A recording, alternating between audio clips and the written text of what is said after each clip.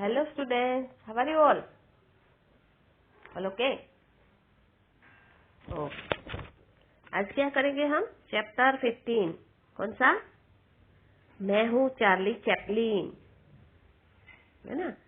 तो आत्मकथात्मक शैली में चार्ली चैपलिन की कहानी अपनी जुबानी दी गई है, मतलब उन्होंने खुद अपनी जुबानी ये कहानी लिखी है। वे लंदन के रहने वाले थे, है ना?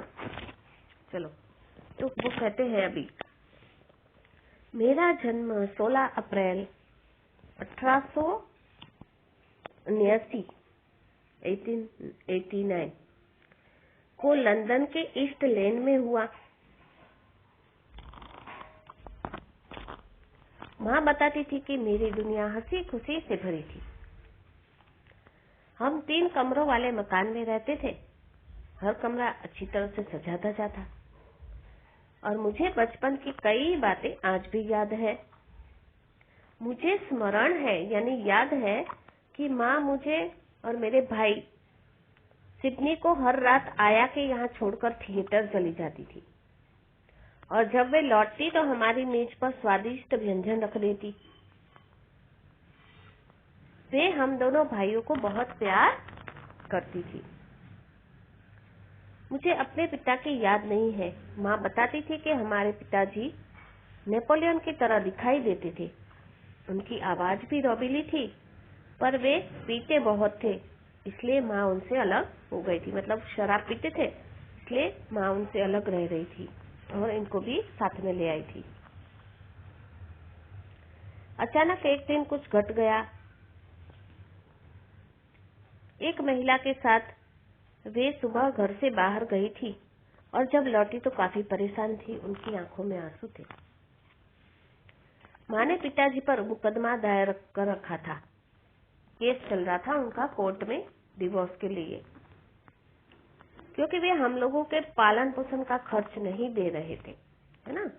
पालने का खर्च नहीं दे रहे थे, तो अदालत में माँ के पक्ष में फैसला नहीं हुआ, इसलिए वे उदास हो गई थी। माँ प्रति सप्ताह 25 पाउंड कमा लेती थी, इसलिए उन्होंने मेरे पिता से कभी खर्च की मांग नहीं की थी। लेकिन अब उनकी स्थिति अच्छी नहीं थी। माँ मुझे अपने साथ थिएटर ले जाती थी, क्योंकि वे मुझे घर में अकेला नहीं छोड़ना चाहती थी। जब मैं 5 वर्ष का था, आदत के अनुसार रंगमंच के पार्श्व में खड़ा था, पीछे, पार्श्व मतलब पीछे, और गाते गाते अचानक माँ का स्वर लड़खड़ा गया।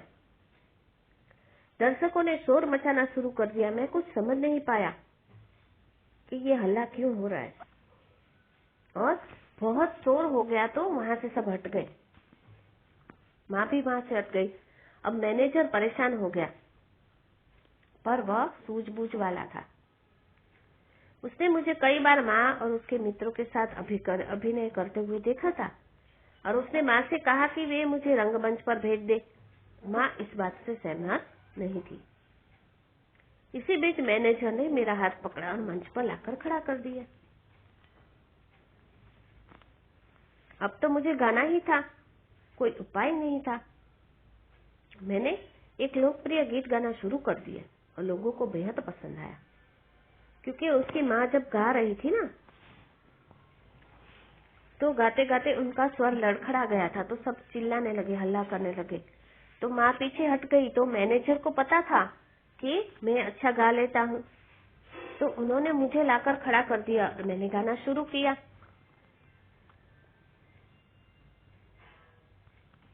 अभी गाना पूरा भी नहीं हुआ था कि दर्शकों ने मंच पर सिक्कों की बरसात शुरू कर दी, यानी पैसे। पहले के जमाने में ऐसा होता था, अगर गाना वगैरह, सीन वगैरह अच्छे लगे ना, तो सिक्के फेंकते थे, है ना? मैंने गाना बीच में ही रोक दिया। बोला, पहले मैं सिक्के उठाऊंगा, फिर गाना पूरा करूंगा। इस पर लोगों ने बहुत तालियां बजाई और हंस दिए सभी। मुझमें गजब का आत्मविश्वास था। गजब यानी बहुत सुंदर आत्मविश्वास, सेल्फ कॉन्फिडेंस था। मैंने दर्शकों से बातचीत की, नृत्य किया और नकलें भी उतारी। एक्टिंग करते हैं ना, चार्ली चैपलिन देखा होगा ना आपने। अपनी धुन में मैंने माँ की भी नकल उतारी और माँ की नकल करते हुए उनके लड़खड़ाते स्वर की भी नकल की। अब तो दर्शक जैसे पागल हो गए। वे खूब हंसे और खूब तालियां बजाकर मेरी प्रशंसा की और ढेर सारे सिक्के भी मिले। अंत में माँ मुझे मंच से ले जाने के लिए आई और दर्शकों ने तालियां बजाकर उनका भी स्वागत किया। यह मंच पर मेरी पहली रात थी और माँ की आखिरी। हमारे परिवार पर कई विपत्तियां आई और सबसे बड़ी विपत्ति थी माँ का पागल हो जाना। उन्हें पागल खाने भेज दिया गया। उनकी माँ जो थी वो पागल हो गई थी। पिताजी को आदेश दिया गया कि हम दोनों की देखभाल करें।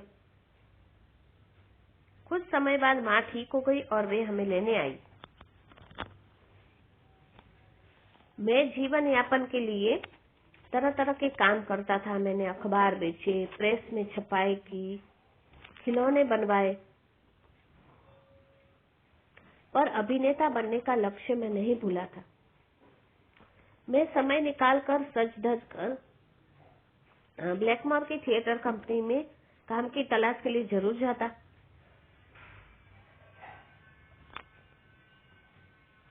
मुझे शर्म आती, फिर भी एक कोने में मैं खड़ा रह जाता। एक दिन मुझे सूचना मिली, मुझे 2 नाटकों में काम करने के लिए रख लिया गया।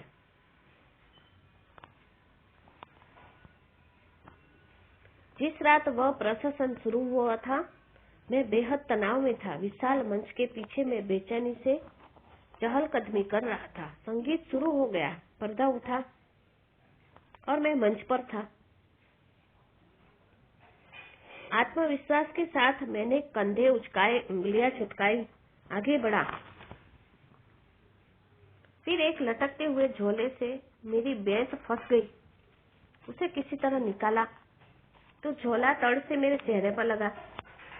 इस धक्के के कारण मैं आगे पीछे झूमने लगा और दर्शक अट्टहास्य कर उठे। तब तक ऐसा होता था कि जब तक वेल्डन मंच पर नहीं आता, लोग हंसते ही नहीं थे, पर जब मैं पहुंचता तो तालियों की गड़गड़ाहट से मेरा स्वागत किया जाता और मेरी इस सफलता से वेल्डन चिढ़ गया।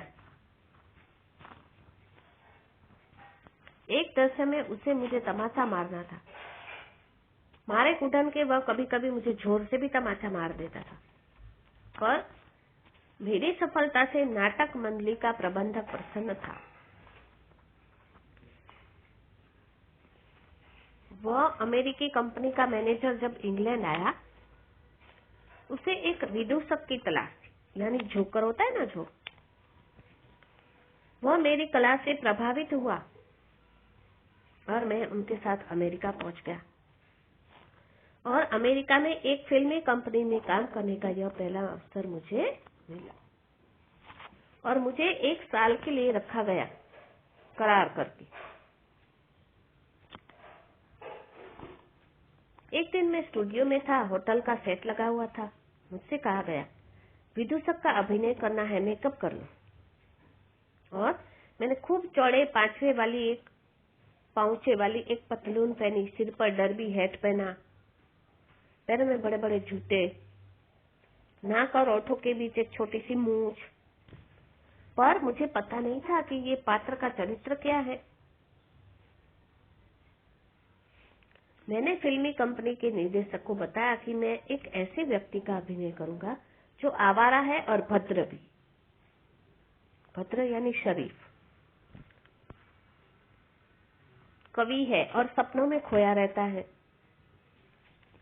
तो वह लोगों को विश्वास दिलाएगा कि वह वैज्ञानिक है और संगीतज्ञ भी है। वह किसी बच्चे से मिठाई भी छीन सकता है और सड़क पर पड़े सिगरेट के टोटे भी उठा सकता है। तो निर्देशक यानी डायरेक्टर जो होता है, उसने कहा, बहुत खूब, अब शुरू करो। होटल की लॉबी का दृश्य था। मैं आगे बढ़ा।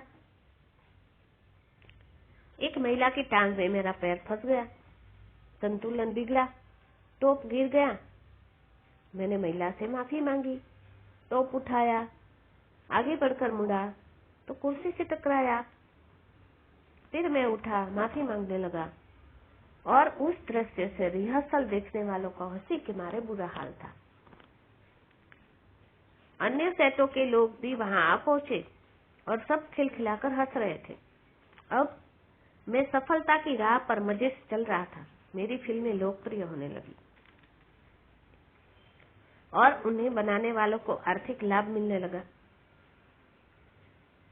मैंने दर्शकों के बीच बैठकर अपनी फिल्में भी देखी और मैंने देखा कि पर्दे पर मेरे आते ही खिलखिला उठते थे। मुझे बहुत खुशी हुई। बस फिर मैं अपनी कल्पना से अभिनय शुरू कर देता। धीरे धीरे मैं अमेरिका में मेरी ख्याति बढ़ने लगी। अब मैं हॉलीवुड में स्वयं अपनी फिल्में बनाने लगा था। कई फिल्में बनाई और धन भी बहुत कमाया।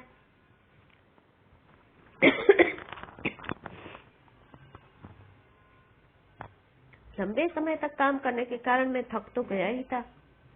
सोचा आराम करने के लिए सैर सपाटे के लिए निकल पड़ूं और इसलिए एक दिन मैं यात्रा पर निकल पड़ा। जापान, टोक्यो, वहां पर मेरा बहुत स्वागत किया गया। एक दिन मैं कोनो के साथ होटल में बैठा था, तभी 6 युवक उस कक्ष में घुस आए। वे काफी उत्तेजित थे। उनमें से एक कोनो के साथ बात करने लगा। मैं खतरा भाप गया।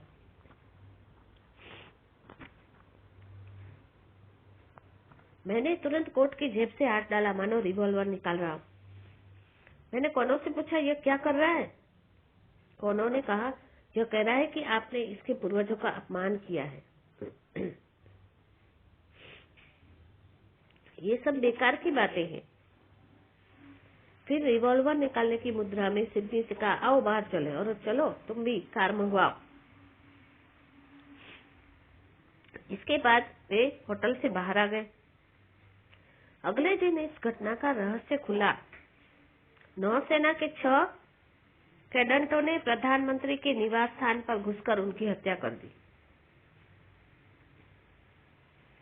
बाद में पता चला कि वे मेरी भी हत्या करना चाहते थे। उनका उद्देश्य था कि मेरी हत्या करके अमेरिका और जापान के बीच तनाव उत्पन्न कर दिया जाए। और इस घटना के बाद मैं अमेरिका लौट आया। फिर वहीं फिल्में बनाने और काम करने लगा। आज मेरा जीवन काफी सुखी है। मेरा स्वास्थ्य भी अच्छा है। मैं और भी कई फिल्में बनाना चाहता हूँ। मैं अभी भी महत्वाकांक्षी हूँ। मैं कभी सेवानिवृत्ति नहीं हो सकता। मैं बहुत सारे काम करना चाहता हूँ। मैं कभी कभी अपनी छत पर बैठकर सूर्यास्त देखा करता हूँ और दूर एक झील होती है और उसके पास विशाल पर्वत, ऐसे पर्वत जो मुझ में आत्मविश्वास बढ़ाते हैं, है ना। तो ये है चार्ली की कहानी, अपनी जुबानी, है ना। उन्हें जीवन के इतने ऊंचाइयों पर उनकी नकल ले गई, है ना, तो वे प्रसिद्ध हो गए थे एक्टिंग करना, ना। ओके, चलो, बाय बाय।